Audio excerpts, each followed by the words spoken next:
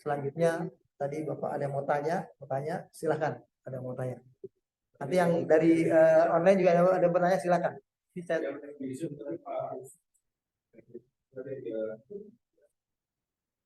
Iya, ini ada Pak Usman. Tapi sebelum Pak Usman mungkin ada yang mau bertanya, silakan Pak. Waalaikumsalam warahmatullahi wabarakatuh.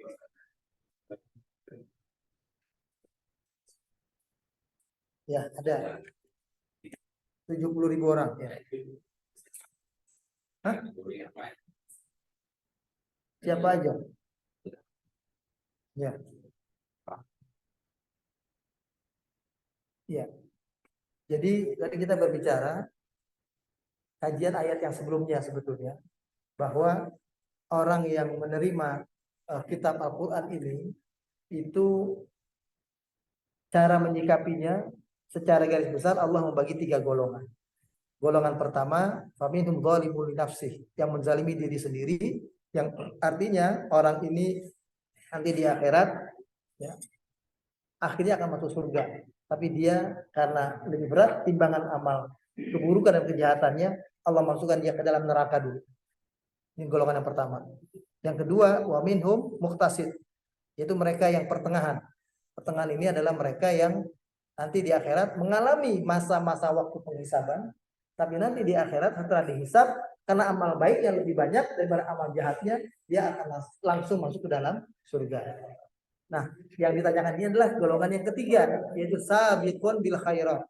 Orang yang selalu menyegerakan perbuatan baik, ya. Makasih. Yang akhirnya nanti akan masuk ke dalam surga langsung. Yang ternyata kata Nabi jumlahnya hanya 70.000 orang dari zaman Nabi sampai zaman sekarang. Kira-kira masuk nggak kita Pak? 70.000.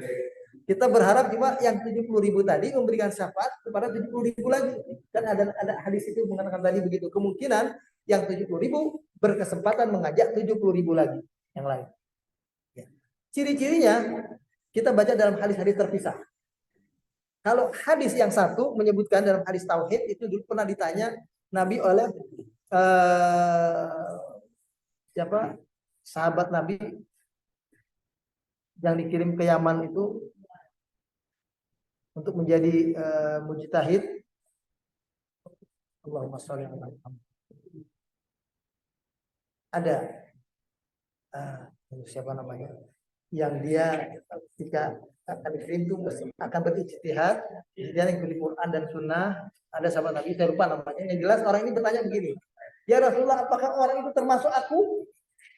Nanya begitu, 70.000 itu masuk aku nggak? Ini kayak bapak ngaji gitu, tapi ngajinya dengan Nabi waktu itu. Jadi dia nanya, 70 itu masuk kami nggak? Karena ditanya Nabi, kebetulan Nabi langsung menjawab, kamu termasuk. Enak itu kalau nanya sama Nabi, langsung dia jawab termasuk. Ya, itu saya lupa namanya. Nah, Nabi sebutkan cirinya satu. Ini ciri yang sebutkan, yaitu mereka yang tidak kena apa-apa yang menjurus karena perbuatan syirik. Salah satunya adalah tidak pernah diruqyah. Tidak pernah diruqyah. Salah satunya yang Nabi sebutkan. Jadi ruqyah itu kan pengobatan yang baik yang untuk kita lakukan. Tapi sebaiknya kita tidak pernah diruqyah. Sebaiknya. Kalau nggak pernah diruqyah, tadi artinya kita dalam kehidupan ini betul-betul sudah tergolong terselamatkan akidah ini. Nggak perlu kita kayak orang yang kena, kan orang ruqyah itu karena merasa dia punya penyakit ini, dia sakit ini, dia di apa namanya, mungkin dianggap masukan jin, masukan apa. Nggak pernah ada itu, nggak pernah mendapatkan, pernah diruqyah. Itu salah satunya. Jadi hati-hati kita kalau bisa jangan mau diruqyah. Selama kita sehat iman. Ya. Jangan sampai diruqyah. Itu salah satunya. Ya. Ruqyah itu bukan berarti ruqyah itu salah, bukan. Tapi dengan diruqyah kita sudah tidak termasuk golongan yang 70.000 itu. Kan 70.000 itu betul-betul bersih. Kayak sahabat Abu Bakar, Umar, Utsman itu nggak pernah diruqyah. Karena keimanannya terjamin. Kalau kita kan ada orang yang sakit ini kayak orang ini nggak pernah, orang ini nggak pernah mau sholat ini, susah. Ya haji deh anak itu, ya haji deh kan itu kita selalu bilangnya. Orang yang mau surga langsung yang 70.000 ini salah satunya tidak pernah diruqyah. Itu. Ya, jadi ruqyah itu memang bukan dilarang ya ruqyah.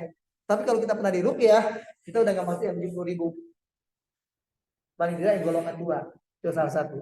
Salah satunya lagi ada itu Nabi pernah sebut 2 hadis yang lain, pedagang yang jujur. Itu yang masuk 70.000, masuk surga langsung. Karena pedagang yang jujur itu nggak pernah ada, Pak, susah dicari. Nggak ada. Semua pedagang pasti ada. Kita aja jual mobil katakanlah ya, jual beli mobil atau apa, coba bilang, padahal ada yang jelek, kita nggak bilang ini jelek ini sebetulnya, ini jelek ini jangan dipilih. Pasti kita ngomong, kita sembunyiin, kita bilang cuma nggak mau nerangin aja. Kita mau nerangin. Pedagang ini buah apalagi itu. Timbangannya ada yang timbangannya udah diganjel, ada yang apa dikurangi ini. Jadi 1 kilo nggak 1 kilo, 0,9 on cuma apa 9 on misalnya. Atau ada kurang 0,0 sekian kurang. Jadi begitu pulang ke rumah timbangannya nggak 1 kilo, cuma 9 on misalnya. Kan begitu. Itu yang sering terjadi. Jadi yang memang sulit, Pak. Kalau boleh dibilang ya kayak mungkin pemimpin yang adil, yang dalam hadis Nabi itu ada 7 golongan, ya itu mungkin termasuk, mungkin. Ya. Bayangkan kalau yang 70.000 itu adalah sudah diambil oleh para sahabat, ya kita nggak dapat apa-apa. Sahabat aja udah habis 70.000 itu. Dan tolong digarisbawahi, waktu Nabi haji Nabi terakhir, haji wada itu yang bersama Nabi haji 120.000 orang haji bersama Nabi. Yang haji bersama Nabi 120.000 orang. Kita bisa udah nggak kena hutang, yang haji bersama Nabi aja 120.000. Tapi kan tetap tadi ada kalimat innallaha alimun bizatis sudur. Allah tahu apa yang dalam hati. Oleh sebab itu Pak, hati ini yang paling penting dijaga. Jangan ada permusuhan, jangan ada dengki, jangan ada iri, jangan ada apa. Pokoknya hati ini nggak boleh ada. Kayak kita pun benci sama Israel tadi yang saya bilang Yahudi, itu nggak boleh benci sama Yahudi semuanya, nggak boleh. Hanya Yahudi Zionis yang kita boleh benci. Kalau Yahudi itu adalah tetangga kita, apalagi kalau orang tinggal di Amerika, tetangganya banyak Yahudi, itu nggak berarti mereka harus bermusuhan. Banyak Yahudi Amerika juga nggak setuju dengan perang cara Israel menyerang orang Palestina kayak begitu. Banyak juga di antara mereka yang begitu. Nah yang begitu bisa jadi orang yang hidup normal dengan kita. Karena orang kafir pun macam-macam. Ada alladzina kafaru, orang kafir yang biasa saja, sekedar berbeda keyakinan dengan kita, tapi mereka nggak pernah ada keinginan agar kita ikut agama mereka, nggak pernah. Udah kita sendiri-sendiri aja. Kalian dengan keyakinan agama kalian Islam, kami dengan keyakinan agama kami Yahudi, hidup masing-masing. Ada orang kafir yang begitu. Ada orang kafir yang al-kafirun, yaitu orang kafir yang pengennya kita kayak mereka. Kita dianggap domba-domba yang sesat misalnya. Ayo masuk ke dalam agama mereka. Makanya turun surah Al-Kafirun. La a'budu ma ta'budun. Ada orang kafir yang begitu. Ada orang kafir yang kufar. Kufar itu orang kafir yang betul-betul jahat, yang pengennya kita itu menyimpang dari agama kita, pengennya kita itu terhalang dari kebenaran, pengennya kita itu tidak bisa sampai kepada mengamalkan ajaran Islam dengan sempurna. Ada orang kafir yang begitu, namanya al-kufar. Nah, yang kufar ini yang disuruh kita asyidda'u 'alal kufar ruhama'u bainahum. Keras kepada orang kafir. Keras kepada orang kafir yang mana? Orang kafir yang kayak gini, kafir yang Zionis Israel itu. Kita harus keras Pak sama mereka. Itu orang kafir yang masih biasa aja, punya teman kantor, punya tetangga orang kafir. Jangan langsung dimusuhi. Bisa jadi dia adalah orang kafir yang baik. Justru menjadi sumber pahala buat kita. Kenapa? Karena kita sering berbuat baik sama dia, itu jadi pahala juga buat kita, kan begitu. Kita sering ngajak dia misalnya dan semacamnya. Ayat yang ke-34, 35 ya. Apakah juga termasuk kelompok yang nomor 2? Nomor 1.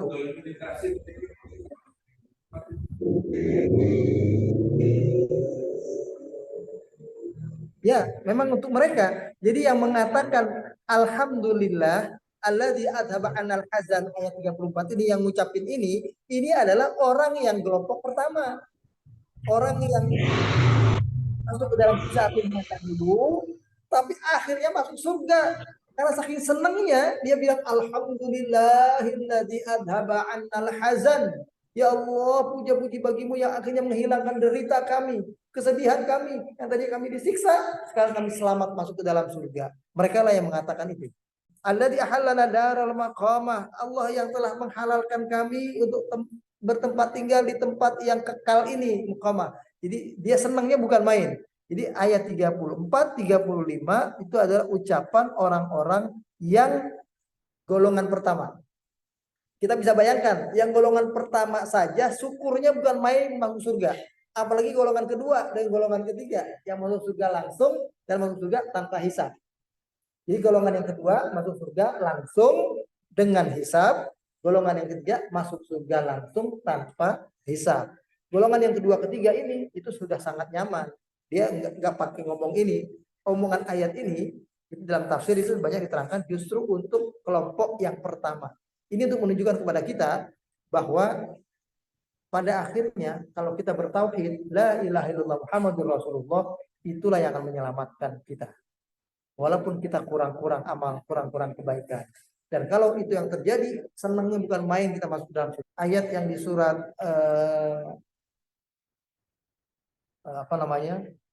Al-Hijr yang saya bacakan tadi, ayat 2, surat yang ke-15, itu dalam tafsir saya baca, itu ketika Allah mengatakan rubama yawadul ladzina kafaru law kanu muslimin, orang kafir menyesali diri mereka kenapa dahulu tidak menjadi umat Islam.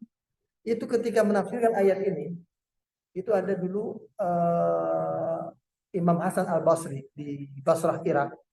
Itu lagi nerangin ini kepada kaumnya, kepada umatnya. Dia bacain ini ayat, lalu kemudian dia terangkan hadisnya. Yakhriju minan nari man qala la ilaha illallah wa fil ardi wa tusairat min iman. Akan Allah keluarkan dari siksa api neraka orang yang akhirnya di akhir nanti tergolong imannya benar walaupun hanya sebesar zarah, dan dia mengucapkan kalimat la ilaha illallah waktu di dunia, orang ini akhirnya Allah keluarkan dari neraka masuk dalam surga. Saat itu sekali Imam Hasan Al-Basri mengatakan Allahumma ja'alni minhum. Ya Allah, jadikan aku termasuk di antara mereka. Sampai semua murid-murid yang mendengar itu menangis semuanya. Karena begini membayangkan orang sekaliber Hasan Al-Basri saja, itu kalau Allah jadikan termasuk golongan yang pertama, yang golongan masuk surganya belakangan, ya, neraka dulu baru masuk surga, dia udah senang. Udah bersyukur kepada Allah. Jadikan aku minimal termasuk itu. Itu udah senang. Bagaimana dengan umatnya yang banyak dosanya? Ini orang soleh ini ngomong begitu. Itu yang itu dalam tafsir Ibnu Katsir itu disebutkan tentang kisah ini. Di sini Imam Hasan Al-Basri itu sampai merasa bersyukur bisa masuk kepada golongan orang yang akhirnya Allah masukkan ke dalam surga, ya, karena sebab ada iman dalam hatinya. Yang namanya iman dalam hati itu begini, Pak. Jangan diartikan iman dalam hati itu sekedar orang itu muslim dan punya KTP Islam, jangan. Nanti di akhirat KTP itu nggak dilihat, gitu. Jangan dilihat KTP. Jadi walaupun bapak ibunya muslim, KTP-nya Islam, di mata Allah belum tentu dia Islam. Arti Islam itu adalah contohnya kayak kejadian di Palestina ini. Bapak ibu sedih, angkat tangan mendoakan mereka, itu tanda dia muslim. Karena ada rasa kepedulian dengan saudaranya yang sedang menderita. Kalau kita nggak ada peduli, dia ya saya di Indonesia. Kan di sana orang mereka ya, tanggung jawab mereka di sana. Kita tanggung jawabnya di sini di Indonesia. Kita ngurusnya sekarang nih lagi mau pilpres, lagi mau apa, urusan kita di sini, urusan sana. Itu keliru. Itu bukan muslim. Orang muslim adalah orang yang punya hati, yang ketika saudaranya menderita di negeri manapun, dia punya keberpihakan. Ada rasa yang akhirnya mau mendoakan diri. Gak bisa nyumbang, gak bisa apa-apa, ya sudah kita doakan mereka. Karena kalau nyumbang pun kita harus hati-hati juga, ya, karena banyak yang nggak tersalurkan dengan baik. Kalau mau nyumbang yang formal aja lah, lembaga yang sudah jelas. Katakanlah kayak kalau di Muhammadiyah itu ada Lazis, ya, kalau di NU ada Lazisnu, kemudian Lazismu, misalnya itu ada jelas, atau lembaga-lembaga yang dipimpin sama Ustadz Bakhtiar Nasir misalnya, itu yang udah jelas gitu. Tapi kalau orang ngaku orang Palestina datang di saat sholat Jumat ngomongin ini, minta sumbangan, nanti akan disalurkan, itu nggak jelas, Pak. Jangan yang seperti itu. Kalau yang jelas sudah sampaikan, itu begitu. Bahwa amal yang pertama nanti dihisab oleh Allah itu adalah sholat. Ya. Bagaimana dengan orang-orang yang dulu atau sekarang mungkin masih ada orang kejawen yang sholat kadang enggak, abai gitu. Ya. Begini, hadis Nabi itu tidak salah. Awwalu ma yuhasabu bil abdi yaumal qiyamah as-shalah.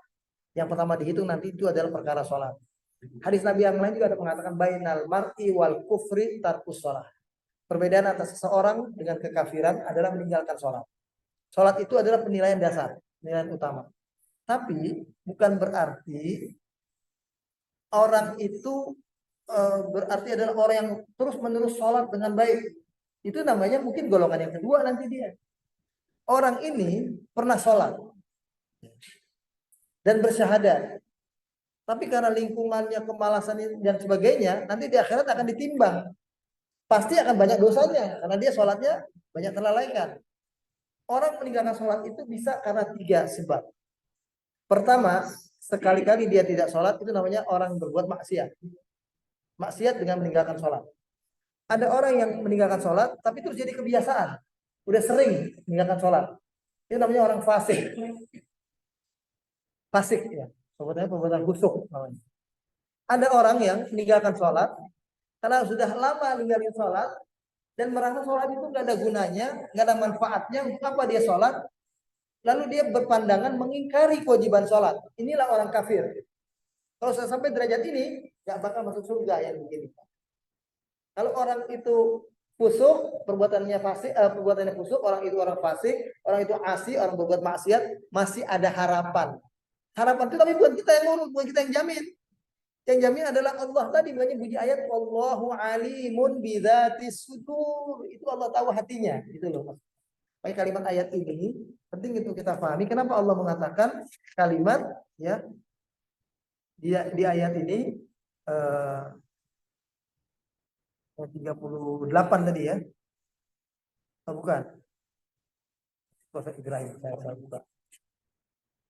Surat Fatir itu ada kalimat di ujung ayat itu ya.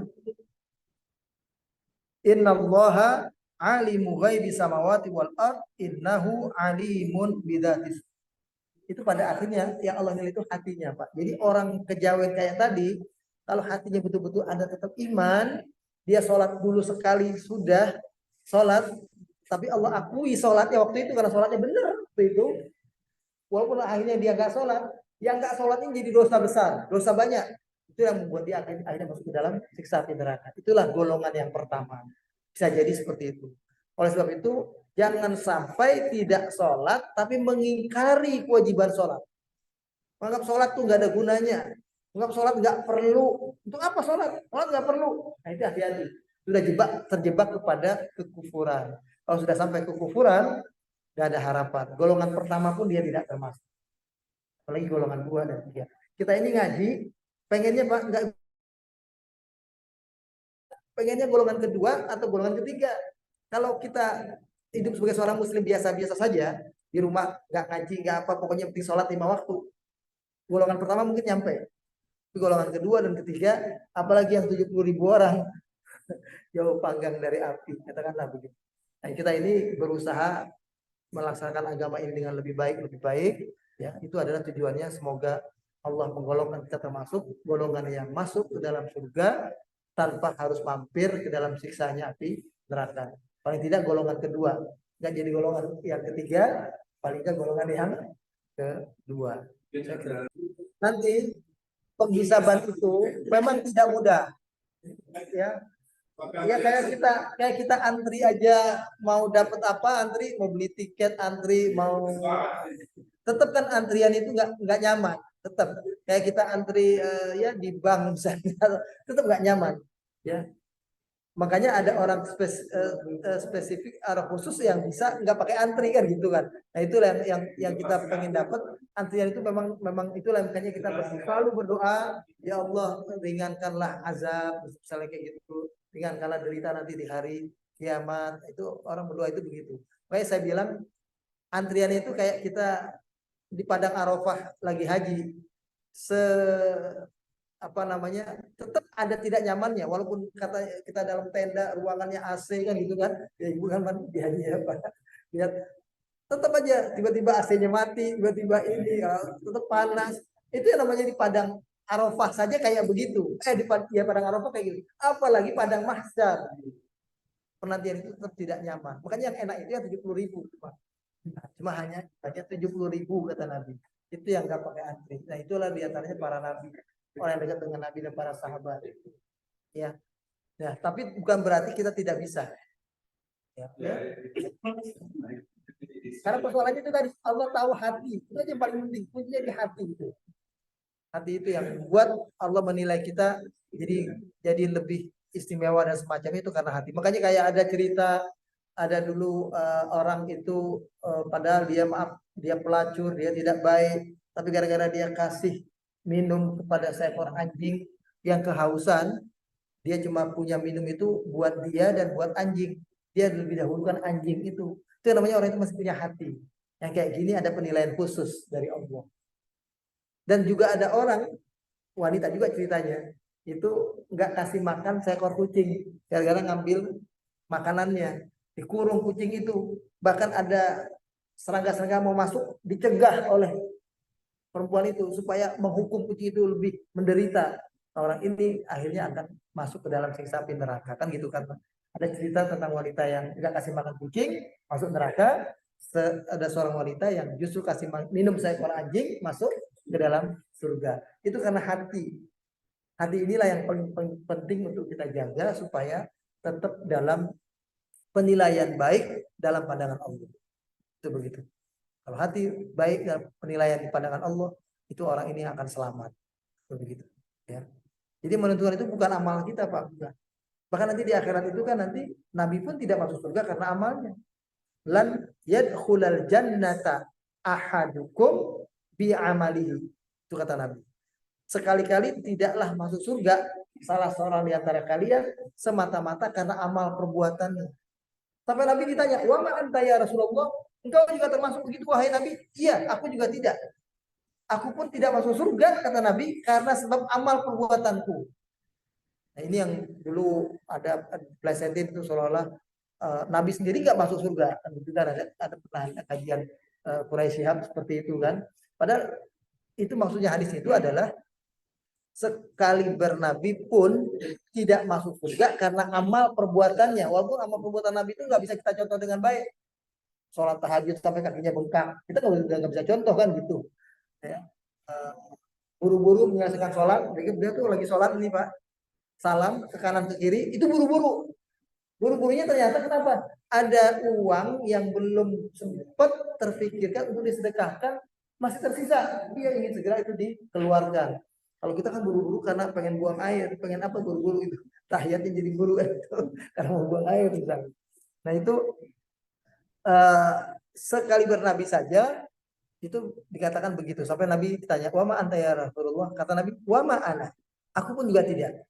Illa kata Nabi, an yataghammadani Allahu birahmat. Kecuali Allah memberikan rahmatnya, mencukupkan rahmatnya untukku. Jadi Nabi sendiri masuk surga karena rahmat Allah.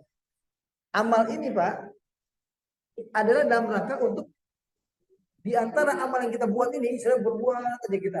Ada yang bisa menyentuh rahmat Allah, itulah yang membuat kita masuk ke dalam surga. Jangan berpikir begini, oh kalau gitu apa gunanya beramal? Orang beramal aja belum tentu masuk surga. Udah ngarepin aja rahmat Allah. Doa aja ya kasih rahmat, kasih rahmat, kasih rahmat aja. Padahal nggak mungkin dapat rahmat tanpa ada amal. Karena ada ayat lain juga mengatakan, ya, tilkal jannatu uristumuha bima kuntum ta'malun. Ada ayat yang bunyinya begitu. Inilah surga yang diwariskan kepada kalian karena sebab perbuatan kalian. Itu begitu. Oh ya, baik.